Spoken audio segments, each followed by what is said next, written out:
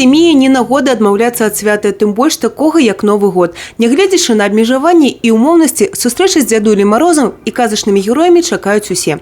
Асабліва дзеці, якія большую частку свайго маленькага жыцця вымушаны праводзіць у інтэрнаце. Менавіта да такіх завіталі госці на чале з галоўным казачным персанажам. У руках падарункі, а на тварах усмешкі. А як па-іншаму, калі сустрэча адбываецца з дзецьмі? Самыя маленькія толькі пайшлі ў дзіцячы садок, а ўжо жывуць без бацькоў. У спецыялізаванай пінскай школе-інтэрнаце для дзяцей з парушэннем слыху такіх 100 ад 2 до 17 гадоў. Привет, привет!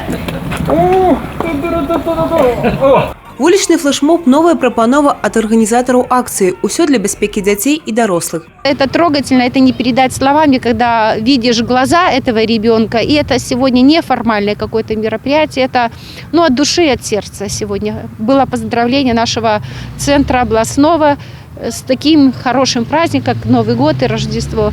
Стварыць атмасферу і святочны настрой прыехала вялікая каманда. Разам з супрацоўнікамі і выхаванцамі абласнога цэнтра інавацый і тэхнічнай творчасці, навучэнцамі Пінскага педагагічнага каледжа салодкімі падарункамі прыехалі ветэраны-пагранічнікі. Наша Пинская городская организация ветеранов органов пограничной службы уже последние 12 лет очень тесно взаимодействует с Пинской школой, специализированной для детей с ограниченными возможностями. Дружба у нас давно, дружба давняя, надежная, крепкая.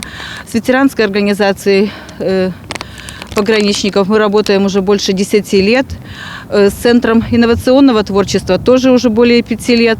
Дети праздника хотят, дети ждут Новый год, ждут Деда Мороза, ждут Снегурочку.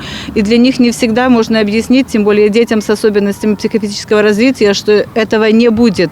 Праздник хотят все дети. Акцыя «Нашы дзеці» працягваецца. Цудаў і ўвагі чакаюць і выхаванцы іншых устаноў, школаў, інтэрнатаў, калекцыйных цэнтраў, дзіцячых прытулкаў. Яны вераць, калі моцна чакаеш цуда, яно абавязкова здзейсніцца, нягледзячы ні на што. Тацяна Будгусаім, Евгения Мороз, Александр Дяченко, телерадиокомпания «Брест».